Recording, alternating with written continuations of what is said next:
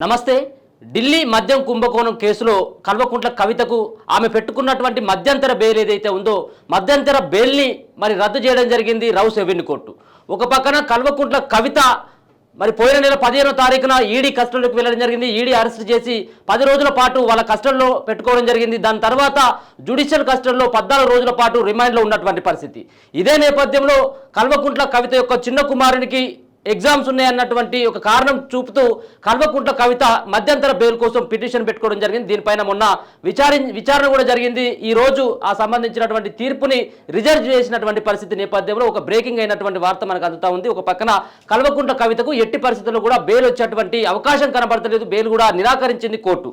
ఎందుకంటే ఒకవేళ కనుక కల్వకుంట్ల కవితకు బెయిల్ ఇచ్చినట్టయితే ఉంటే ఖచ్చితంగా బయటకు వెళ్ళినటువంటి నేపథ్యంలో సాక్ష్యాలను తారుమారు చేస్తుంది అన్నటువంటి ఒక అభియోగం మరి ఈడీ కానీ మరో పక్కన సిబిఐ కానీ చెప్తా ఉన్నటువంటి మాట.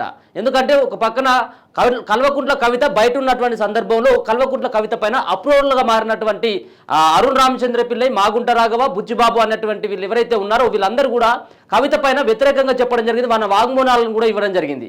కల్వకుంట్ల కవిత ఈ సంబంధించినటువంటి లిక్కర్ కుంభకోణంలో కింగ్ పిన్ గా ఉన్నటువంటిది కేవలం కల్వకుంట్ల కవితే. ఇండో స్పిరిట్ అనేటువంటి సంస్థలో 33% వాటా ఉన్నటువంటి వ్యక్తిగా కల్వకుంట్ల కవిత ఉంది. ఢిల్లీలో ఉన్నటువంటి మద్యం కుంభకోణం కేసులకు సంబంధించినటువంటి దాంట్లో కేవలం మేము బినామీలం మాత్రమే, మేము పాత్రదారులు మాత్రమే, కానీ దీంట్లో ఉన్నటువంటిది కల్వకుంట్ల కవిత మాత్రమే. ఈ సంబంధించినటువంటి అంశంలో పూర్తిగా కూడా సూత్రధారి అని చెప్పేసి వాళ్ళ వాంగ్మూలం చెప్పినటువంటి పరిస్థితి. దాని తర్వాత జరిగినటువంటి పరిణామాల నేపథ్యంలో కల్వకుంట్ల కవిత కొంతమంది అప్రూవర్స్గా మారినటువంటి వాళ్ళను ఇన్ఫ్లుయెన్స్ చేసింది, వాళ్ళను సాక్ష్యాలను తారుమారు చేసేటువంటి విధంగా కల్వకుంట్ల కవిత ప్రయత్నం చేసింది అన్నటువంటి ఒక అభియోగం మాత్రం కల్వకుంట్ల కవిత పైన ఈడీ మోపుతా ఉంది. అందుకోసం అని చెప్పేసి కల్వకుంట్ల కవితకు ఏదైతే ఈ కేసు, ఈ లిక్కర్ కుంభకోణం సంబంధించినటువంటి కేసు తుది దశలో ఉన్నటువంటి సందర్భంలో ఆమెకు గనక బెయిల్, మధ్యంతర బెయిల్ కానీ బయటకు ఇచ్చినట్టయితే ఉంటే ఖచ్చితంగా ఈ కేసులో పురోగతి సాధించలేమన్నటువంటి అభిప్రాయాన్ని కూడా వ్యక్తం చేయడం జరిగింది. ఒక పక్కన ఇప్పటికే 15వ తారీఖున పోయిన నెల 15వ తారీఖున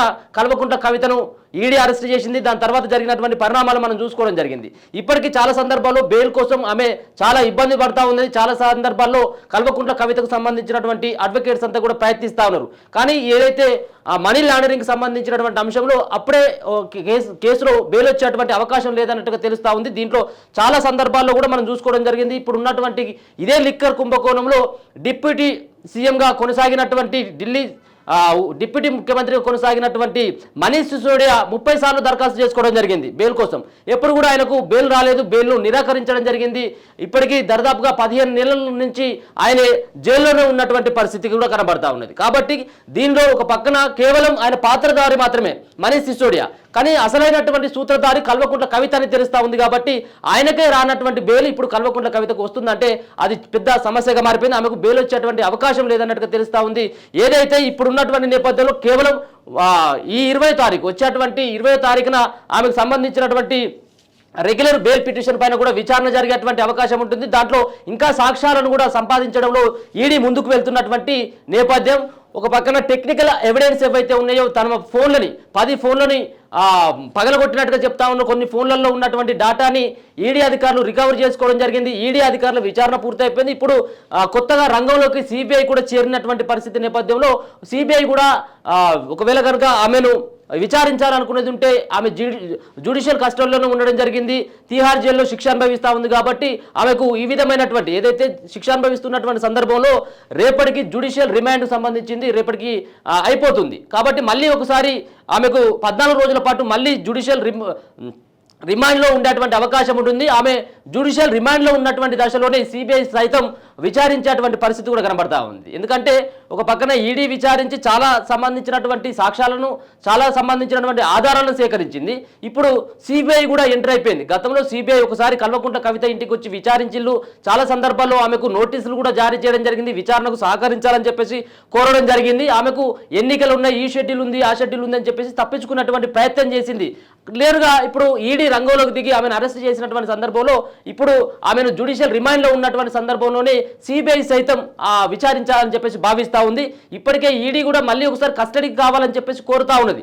ఒక పక్కన ఆమెకు ఉన్నటువంటి వ్యాపార లావాదేవీలకు సంబంధించినటువంటి బ్యాంక్ అకౌంట్, ఐటీ రిటర్న్కు సంబంధించినటువంటి అంశాలను చెప్పట్లేదు కల్వకుంట్ల కవిత, మాకు విచారణకు సహకరించట్లేదు అని చెప్పేసి ఈడీ మొన్న ఏదైతే ఈ special court Rouse Avenue court ఉందో రౌస్ ఎవెన్యూ కోర్టు కూడా చెప్పడం జరిగింది. కాబట్టి మళ్ళీ ఒకసారి మరి ఇప్పుడున్నటువంటి రేపటికి జ్యుడిషియల్ రిమాండ్ అయిపోతున్నటువంటి దశలో మరి ఈడీకి కస్టడీకి అప్పగిస్తుందా, సిబిఐకి అప్పగిస్తుందా, లేకపోతే మళ్ళీ 14 రోజుల పాటు జ్యుడిషియల్ రిమాండ్లో ఉండేటువంటి అవకాశం ఉంటుందా అనేది కూడా రేపు ఇది సంబంధించినటువంటి అంశం విచారణకు వచ్చేటువంటి ఆస్కారం కనబడతా ఉంది. దీనిపైన మరింత మాట్లాడదాం. అడ్వకేట్ అరుణ్ గారు, హైకోర్టు అడ్వకేట్, ఆయనతో మాట్లాడేటువంటి ప్రయత్నం అయితే చేద్దాం. ఈ సంబంధించినటువంటి దాంట్లో మధ్యంతర బెయిల్ సంబంధించినటువంటి దాంట్లో బెయిల్ పిటిషన్ను ఎందుకు రద్దు చేయడం జరిగింది అనే దానిపైన కూడా మాట్లాడేటువంటి ప్రయత్నం అయితే చేద్దాం. ఆయన ఏం చెప్తాడు, అసలు నిజంగా కూడా మరి కల్వకుంట్ల కవితకు బెయిల్ వస్తుందా లేదా అనేది ఒకసారి ఆయన మాటల్లో విందాం. సార్ నమస్తే. సార్ నమస్తే. అనిల్ గారు చెప్పండి. సార్ ఇప్పుడు మధ్యంతర బెయిల్, వాళ్ళ చిన్న కొడుకు ఎగ్జామ్ ఉంది, మాకు మధ్యంతర బెయిల్ కావాలని చెప్పేసి కల్వకుంట్ల కవిత వేసినటువంటి పిటిషన్ ఏదైతే ఉందో అది రద్దు చేయడం జరిగింది. మధ్యంతర బెయిల్ పిటిషన్ను కొట్టివేయడం జరిగింది. మరి ఇప్పుడు రెగ్యులర్ బెయిల్ పిటిషన్ ఈ నెల 20వ తారీఖున బెంచ్ మీదకి వచ్చేటువంటి అవకాశం ఉన్నటువంటి సందర్భంలో ఆ 20వ తారీఖు ఏమైనా బెయిల్ వస్తుంది సార్? అసలు ఎట్లా ఉంటుంది ఈ కేసు? సార్ మొదటి నుంచి చెప్తున్నాం, గ్రీవెన్స్ చాలా ఎక్కువ ఉన్న కేసు ఇది. ఓకే, ఆల్రెడీ సిబిఐ కూడా ఎంటర్ అయింది కాబట్టి ఆ కోర్టు మళ్ళీ పునరాలోచించుకోవాల్సి వస్తుంది. బెయిల్ అనేది ఇంపాసిబుల్. ఆల్రెడీ మనీష్ సిసోడియా ఇప్పటికే 13 నెలల జైలు జీవితాన్ని గడపడం జరిగింది, ఆయనకే రాలేదు బెయిల్ ఇంకా. అవును, కేజ్రీవాల్ కూడా ఈ కేసులో కోర్టు కస్టడీలోకి తీసుకోవడం జరిగింది.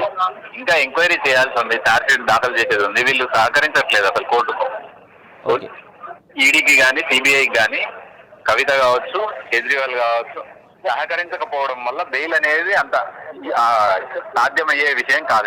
ఈ 5-6 నెలల వరకు బెయిల్ వచ్చే అవకాశం లేదని అంటే ఒకవేళ ఇప్పుడు సార్ అంటే 20వ తారీఖు ఆమెకు సంబంధించిన రెగ్యులర్ బెయిల్ పిటిషన్ పైన ఎట్లాంటి విచారణ జరిగేటువంటి ఆస్కారం ఉంటుంది?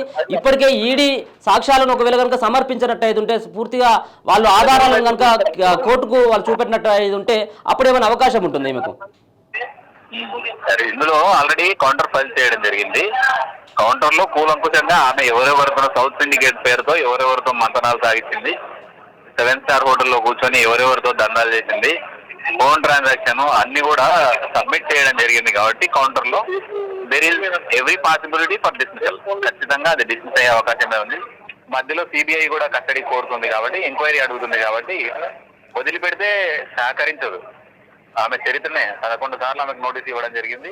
11 సార్లు కూడా ఆమె సిబిఐ ఈడీ ముందు హాజరు కావడానికి నిరాకరించడం జరిగింది. సుప్రీంకోర్టుకు వెళ్ళడం జరిగింది. ఇవన్నీ కూడా పార్ట్ అండ్ పార్సల్ కేసులో బెయిల్ పిటిషన్ లో ఇవన్నీ కన్సిడర్ చేస్తారు కాబట్టి బెయిల్ పిటిషన్ ఖచ్చితంగా డిస్మిస్ అయ్యారు. ఇప్పుడు ఆమె ఆల్మోస్ట్ ఇప్పుడు జ్యుడిషియల్ రిమాండ్ లో ఉంది. మరి రేపు జ్యుడిషియల్ కస్టడీ కూడా ముగిసిపోయినటువంటి దశలో మరి ఏ విధంగా ఉంటుంది సార్? మళ్ళీ జ్యుడిషియల్ కస్టడీకి అప్పగిస్తుందా, లేకపోతే సిబిఐకి అప్పగిస్తుందా, ఈడీ కస్టడీకి ఏమైనా అప్పగించేటువంటి అవకాశం కనబడుతుందా? కోర్టు ముందు రిమాండ్ చేస్తేనే జ్యుడిషియల్ కస్టడీ.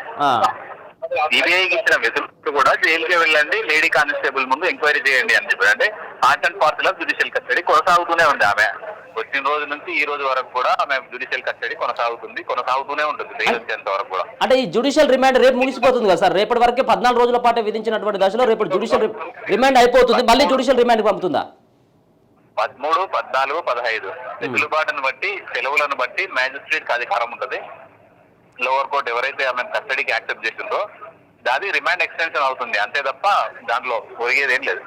90 రోజుల వరకు ఇదే ప్రాసెస్ కొనసాగుతుంది. 90 రోజుల తర్వాత ఒకవేళ ఛార్జ్ షీట్ ఫైల్ చేస్తే మ్యాజిస్ట్రేట్ కి అధికారం ఉంది. ఈ నిరవధికంగా బెయిల్ నే వాయిదా వేయచ్చు 2 నెలలు 3 నెలలకు కూడా. ఇప్పుడు 14 రోజులు ఎక్స్టెండ్ చేస్తారు 90 రోజుల వరకు. తర్వాత పరిణామాల్లో కాంప్రిహెన్సివ్ గా ఛార్జ్ షీట్ ఫైల్ అయ్యే పక్షంలో నిరవధికంగా వాయిదా వేస్తారు. అప్పుడు 3 నెలలు 6 నెలల వరకు కూడా వాయిదా వేసే అవకాశాలు.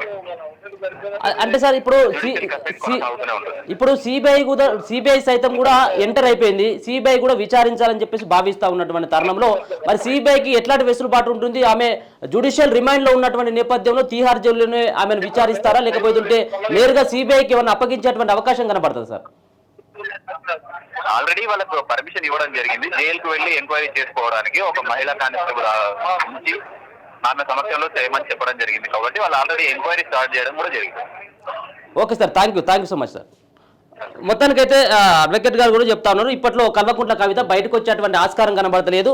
ఒక పక్కన మనీ లాండరింగ్ సంబంధించినటువంటి అత్యంత అవినీతికి సంబంధించినటువంటి కేసులో ఇరుక్కున్నటువంటి కల్వకుంట్ల కవిత 100 కోట్ల రూపాయలకు సంబంధించినటువంటి ముడుపుల విషయంలో అక్కడ ఢిల్లీ ప్రభుత్వంలో పెద్దలుగా ఉన్నటువంటి అరవింద్ కేజ్రీవాల్ ముఖ్యమంత్రి, డిప్యూటీ ముఖ్యమంత్రి ఎవరుగా కొనసాగినటువంటి సిసోడియాకి ఒక లంచాలు ఇవ్వడం జరిగింది, ముడుపులు అప్పగించడం జరిగింది, కిక్ బ్యాక్స్ అప్పగించడం జరిగింది అన్నటువంటి ఒక అభియోగం ఉన్నటువంటి సందర్భంలో అన్ని సాక్ష్యాలను కూడా, అన్ని సంబంధించినటువంటి ఆధారాలను కూడా ఈడీ సైతం సేకరించినటువంటి తరుణంలో కల్వకుంట్ల కవితకు ఎన్ని బెయిల్ పిటిషన్ల పైన ఎన్ని బెయిల్ కావాలని చెప్పేసి అపీల్ చేసుకున్నప్పుడు కూడా ఇప్పుడైతే బెయిల్ వచ్చేటువంటి అవకాశం లేదు. ఇన్ని రోజుల నుంచి ఒక లెక్క, ఇప్పటి నుంచి మరో లెక్క మారిపోయింది. ఒక పక్కన ఈడీ, మరో పక్కన సిబిఐ, ఈ రెండు దర్యాప్తు సంస్థలు ఎంటర్ అయినటువంటి తరుణంలో కల్వకుంట్ల కవితను ఈసారి సిబిఐ మరి విచారించాలని కోరుకుంటా ఉంది. ఇప్పటికే రౌస్ రెవెన్యూ కోర్టును కూడా కోరడం జరిగింది, మా కస్టడీకి అప్పగించాలని. కానీ అక్కడ ఉన్నటువంటి రౌస్ రెవెన్యూ కోర్టు ఒక కీలకమైనటువంటి ఉత్తర్వును కూడా జారీ చేయడం జరిగింది. మీరు ఒకవేళ విచారించాలనుకునేది ఉంటే తిహార్ జైల్లో ఉన్నటువంటి శిక్ష అనుభవిస్తున్నటువంటి కల్వకుంట్ల కవిత దగ్గరికి నేరుగా ఒక మహిళను తీసుకుని వెళ్ళి ఒక మహిళ కానిస్టేబుల్ సమక్షంలో అక్కడ మీరు విచారించేటువంటి వెసులుబాటు కల్పిస్తామని చెప్పడం జరిగింది. ఫోన్లలో ఉన్నటువంటి డాటా, మిగతా ఉన్నటువంటి డాటాను అంతా కూడా సేకరించడం జరిగింది. ఈమె ఎక్కడ కూర్చొని ఎవరితో చాటింగ్ చేయడం జరిగింది, ఎవరితో డబ్బులు పంపించడం జరిగింది, ఎవరితో ఏ విధంగా ఈ లిక్కర్ కుంభకోణంలో చక్రం తిప్పింది, ఎవరిని బినామీలుగా పెట్టుకుని ఈ యొక్క వ్యవహారంలో తతంగం నడిపింది అన్నటువంటి పూర్తి ఆధారాలని ఈడీ సేకరించినటువంటి సందర్భంలో మరి ఇప్పటికైతే మనీష్ సిసోడియా 15-16 నెలల కాలం నుంచి ఆయన అరెస్ట్ అయ్యాయనే బెయిల్ కోసం 30 సార్లు అప్లికేషన్ పెట్టుకున్నప్పుడు కూడా ఎక్కడ కూడా బెయిల్ లభించలేదు. ఇప్పుడు కూడా కల్వకుంట్ల కవితకు ఇలానే జ్యుడిషియల్ రిమాండ్ ఇట్లా పొడిగించేటువంటి ఆస్కారం ఉంటుందని తెలుస్తా ఉంది. ఇంకొక పక్కన రెగ్యులర్ బెయిల్ పిటిషన్ పైన 20 తారీఖున మళ్ళీ ఒకసారి బెంచ్ మీదకి వచ్చేటువంటి అవకాశం ఉంటుంది. అప్పుడు కూడా బెయిల్ వచ్చేటువంటి అవకాశం అయితే కనబడతలేదు. ఎందుకంటే పిఎంఎల్ఏ చట్టం అత్యంత కఠినంగా ఉంటుంది సెక్షన్లు అనేది తెలుస్తా ఉంది. ఇది బెయిల్ సంబంధించిన కల్వకుంట్ల కవిత పెట్టుకున్నటువంటి బెయిల్ పిటిషన్ ఒక తాజాగా మరి రౌస్ రెవెన్యూ కోర్టుకు సంబంధించింది కొట్టివేయడం జరిగింది. ఆమె బెయిల్ పిటిషన్ రద్దు చేయడం జరిగింది. దాంతో కొంత కల్వకుంట్ల కవిత నిరాశ ఎదురైంది అన్నట్టుగా స్పష్టంగా అర్థమవుతా ఉంది. చూస్తూనే ఉండండి మన తొలి వెలుగు.